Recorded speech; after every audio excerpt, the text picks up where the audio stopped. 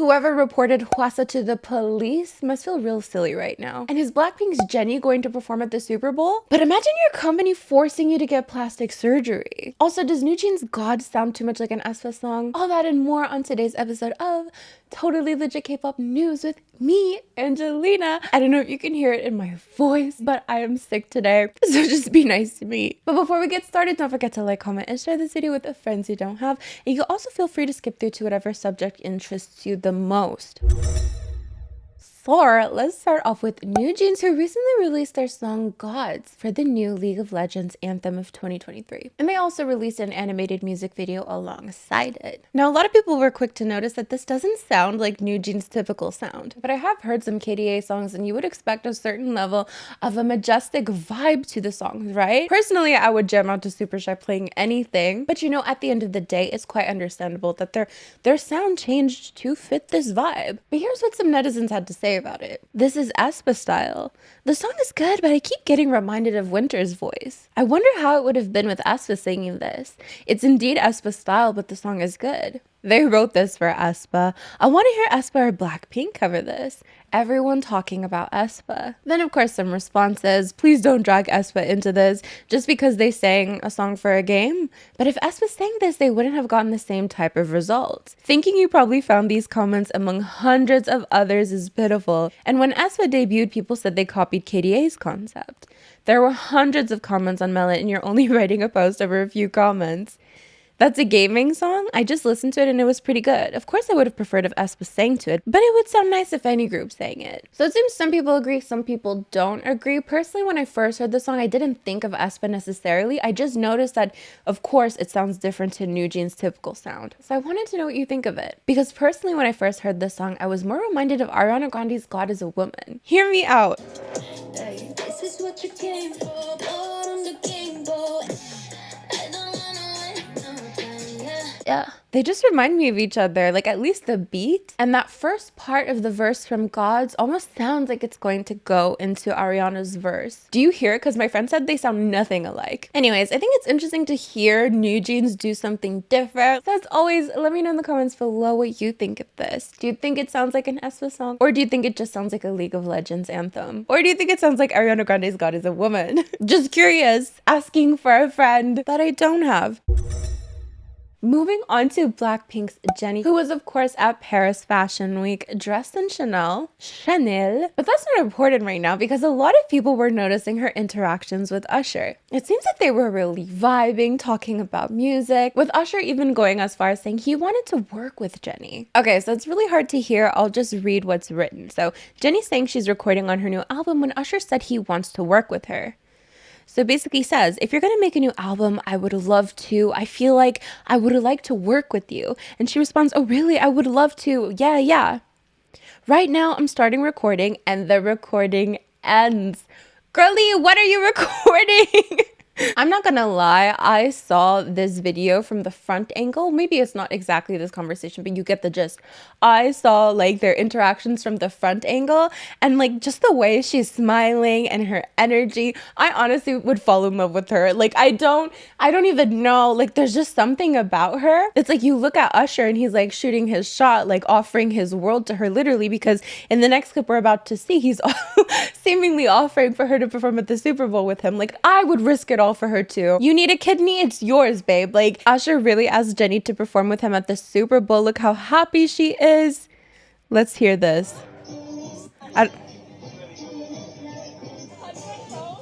There's like so many phones. I saw another clip of all of the phones. Like they're just having a conversation and everyone around them just has their phones on them. It looked very dystopian. But I personally can't hear anything about the Super Bowl.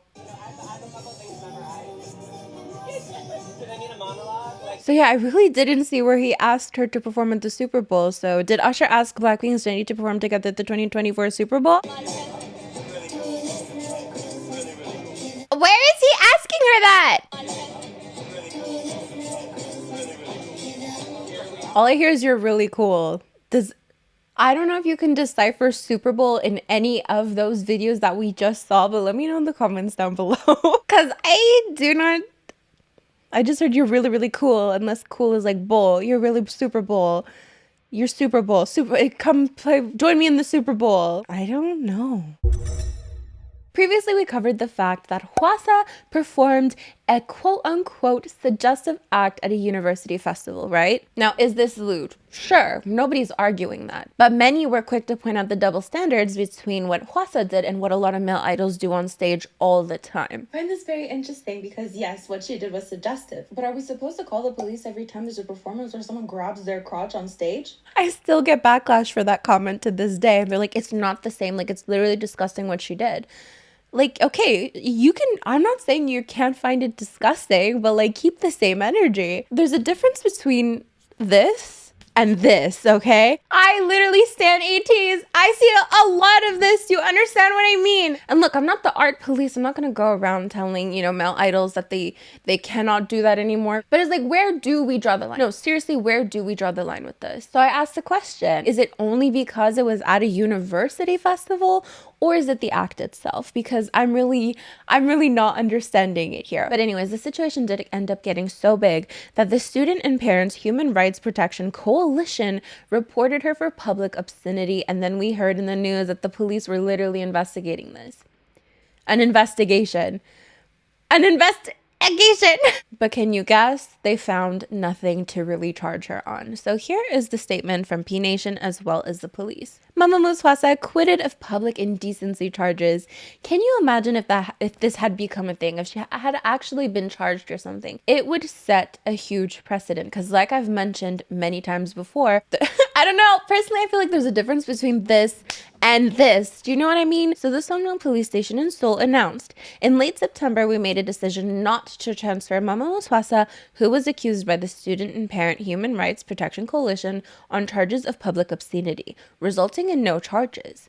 The police added, after summoning Hwasa as the defendant, investigating the content and development process of the performance of that day, and comprehensively reviewing the statements of those involved, we found it difficult to acknowledge the criminal charges. So P Nation, her new company, of course, has responded to this as well, saying, we received relevant information and we are currently checking it. Not too sure what P Nation are currently checking, but that is the conclusion of the situation. And actually, I posted a short about this, so let's see what people had to say. Like, as a police officer, I can't even imagine having to write that incident report. Claimant argues defendant was too sexy. Defendant maintains they were the right amount of sexy. This was not on my bingo card for 2023. Imagine having to take time out of your day at the police office to investigate this. The simping sentence, OMG, is it a crime to be the sexy, literally became real. Hwasa, go girl. The support of bots are throwing me off, but yay, Hwasa. I wonder how much resources were wasted by the arguably unnecessary investigation, though. There are a lot of supportive bots. Every time I upload a video, there's like at least 2 supportive bots who comment, and I don't know where they came from, and I don't know why they continue to comment. And some of you are interacting with them, and I don't know. I've reported them. I don't understand. Her charges are bogus from the get-go. Just Karen's abusing the police system. A guy before Hwasa on the same stage and university was basically effing the floor, yet the parents complained about this. Speak of the devil! Just imagine having to take the time to go to a police station to defend yourself on this, making a declaration in the process, and to file a report on this so-called incident, when you have actual criminals to deal with and victims to take care of. Both sides are crazy. Period. Like, what were they expecting? I seriously wonder, how did the police review this? Like, the method to investigate, watching a bunch of Hwasa performances fan cams? You know what? Just like me at the police station, like, okay guys, there's a difference between this motion and this motion, and I feel like we need to take that into consideration. It was a university, not a primary school. I love Hwasa, but girl, that was a little out of pocket. I mean, it's hard for an international fan to make a comment because it is Netizens who had the complaints, their country after all. But of course, as always, let me know what you think, because again, we have people saying like it doesn't matter man or woman, the act itself was lewd. So is it the licking of the, I have so many questions. Is it the licking of the palm? Because again, as I've mentioned before, I think there's a difference between this and this. Is it the fact that it was at a university, or are there other things in play here that we're not addressing? I don't know. I'm not implying anything. I just, if I was in charge of this investigation, I'd have a lot to say. Super Junior's Kyuhyun was recently on a show where he revealed that he was forced to get plastic surgery by his company. Kyuhyun was a guest on the popular variety show Dolsing Foreman. The show follows 4 divorced men as they speak about love, loss, and life after divorce. You know, they talked to him about his plans for marriage before moving on to asking him about his high school days. And he revealed to them that he looked different back then because he didn't have double eyelids. You may not believe me, but at the time, I didn't have double eyelids. I got them after I debuted because the label forced me to. He also basically said that he had only gotten his eyes done, but despite this, netizens call me a cosmetic monster just because I got my eyes done. To make matters worse, my double eyelids often come undone. I was squinting in my high school photo that people use when mentioning my past. There are other normal photos, but they seem to only use that one. So this is the picture in question that he mentions. He was squinting in his photo, and people often use that to call him a plastic monster. I mean, obviously it's ridiculous to hear stories like this, right? You would always hope that an idol wouldn't be forced to make permanent changes to their face and body because the company told them to. You would hope that those decisions were made by their own free will, but it really doesn't come to a surprise, and that is sad in and of itself, right? Of course, we're not ignorant to the fact that there are a lot of before and after pictures of idols that look vastly different, and it's one thing to criticize, but it definitely adds another layer when there's that potential that that person didn't even want to do it in the first place. So definitely is a cause for worry when you see those before and after pictures. This actually reminded me of this clip from Dive Studios where Ashley is talking about how her company thought her knees look weird and they wanted to fix her knees. As for example, they would say like, "Oh, your knees aren't that pretty. Like, your knees are ugly." And like on your knees. What? The first time I heard knees. I know, me too. Like the smallest things, and I was like, when I smile, like my gums show a lot. So they were like, "Oh, you gotta get plastic surgery to not let your lips roll up too much because when you smile and your gums show, that's unattractive." And I've never even noticed that about myself until they pointed it out. And after then, I was like, "Oh my gosh, like there's so many things that you have to take into consideration." I see that so much on TikTok too, just like all these things that keep popping up, and it's like, I didn't know that existed, but I need it now. Like, I didn't know that was a flaw, but I need to fix it now. Like, I don't know, like I just didn't know the possibilities out in the world. Like, she just mentioned like her gums showing. I'm like, I've literally seen that on TikTok. Like, you get Botox so that when you smile, your gums don't show. Or like, again, like the littlest things that like you might not have noticed. Anyways, it really made me think of this. When you're a trainee, they tell you like, "Oh, you need to get this done, you need to get this done, like you need to fix this." And they would like tell me like they want me to shave my jaws, like shave my face. So yeah. Moving on to Kpop Shenanigans, which are basically fun little things that have happened in K-pop recently. We have the Jennie who released a performance video for Bad Reputation. Then we had Lisa from BLACKPINK who finally shared some pictures from her Crazy Horse performances. Any day now, I can feel it in my bones. She's gonna release a snippet of the performance because I know somebody took a video. Not like, I'm sure fans took videos and whatever, but like someone took professional grade video of one of her performances at least. Because you see these pictures, let's take a look. Like, these are professional ass pictures. Somebody took a professional ass whole videography thing of it. I'm so sure of it. I'm so sure. Girlie wanted a memory for herself. She's gonna share it one day. I just know it. I remember someone describing this one. Idol did a compliment battle in Teen Vogue, and they also released their music video for I Want That. Jennie released a performance video for You and I. You and Me. If you need a man and never. Which for whatever reason, when I saw performance video, I was like, not even a music video. And then I was talking to Sherry. She's like, it's a like 3-year-old song. What were you expecting? And I was like, you're right. I've came out with the music video for Off the Record, and of course NCT 127 with Fact Check, both of which I'm about to do a reaction for my patrons right now.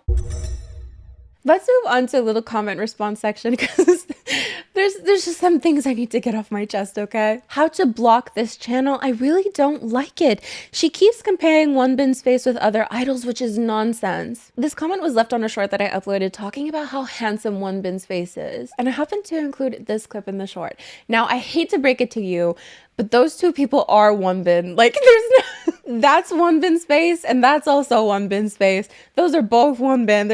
He's not you know, maybe he's so handsome that you think he's two different people and I'm comparing him to another idol. They're both him. That's Wonbin and that's Wonbin. Pretend like you don't know how to block me all you want. That's literally not a crime. But that's literally just Wonbin's face next to Wonbin's face. They're both him. Now, I did compare Wonbin's face to other idols in the past, but I personally think he looks like he could be Sungwa's grandson. All the other idols that you guys are mentioning that he looks like, he literally doesn't look like them. You guys are naming the most random idols that Wonbin looks like, and he doesn't look like that. A mix between Lisa and Rain? In what world? He looks like Hyunjin? How? Yeonjun? Are you guys looking at this man with your eyes closed? What do you mean? Minji from NewJeans? At this point, you guys are literally just naming any idols you can think of, saying he looks like them when he does not. So that's all I wanted to say. This is Wonbin, that's also Wonbin, so maybe take it up with God? Next comment. Why you always use XG for your video? Geez, you hate XG, but want attention so much. You don't even watch the documentary why Simon PD decided to use Kpop. Here you come acting smart, always spreading false information based on your assumption. So this is a response to me saying that people often tell me XG isn't K-pop and therefore you shouldn't talk about XG. But me defending that, saying, you know, they're performing on Korean music shows, you know, they're K-pop adjacent enough to the point where I feel like it's fine to talk about them. So I just want to ask this person, is the false information in the room with us right now? Like, what false information? Because a lot of the comments are also saying, like, I don't agree with what you're saying that XG are K-pop. I never said that. I just said they're K-pop adjacent enough where it's fine to include them in the conversation. That's literally all I said. So I'm confused, but I digress. So I don't have a ton of TikToks to show you guys this week, but we have a couple, so let's get into them. Zero based on second mini album Melting Point teaser 1. I'm so excited to see this.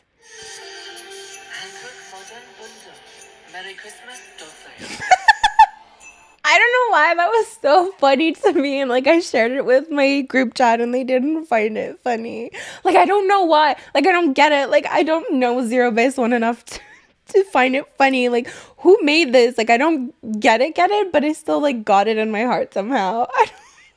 What? Me after, oh my god, this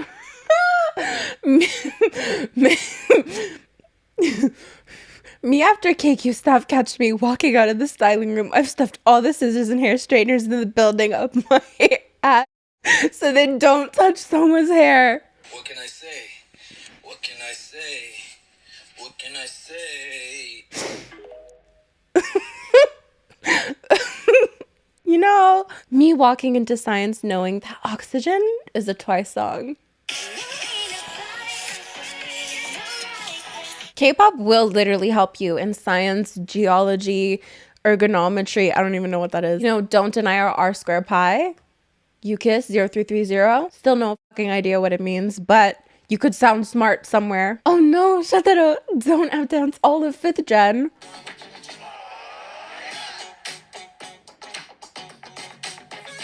I think I'm an SM stan.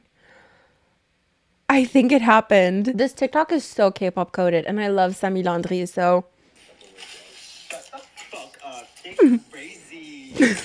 Shut up. No, the cropper. You're very crazy, man. That's my man. He treats me right. You just have to feel it in your heart. That's my man. He treats me right. So that is basically it for today's episode. I hope you enjoyed it. Don't forget to leave in the comments. What's our K-pop song of the day? We didn't even have a K-pop song of the day. Oh my god. Nothing comes to mind. Thank you so much for joining me. These are the lovely individuals who help support this channel on a monthly basis. It means the world to me. Thank you so much. As for me, I'm gonna get going. So I'll see you guys next time. Bye. Tell you all the things I should know. Yeah. Say it slow, yeah. And there was lipstick on my teeth the whole time as well? Rude. No one could tell me. Couldn't have punched me through the screen. I see how it is. Super Junior's Kyuhyun was recent. How do you say Kyuhyun? I need the Kyuhyun. Kyuhyun, what's your name written like in Hangul? Kyuhyun, okay.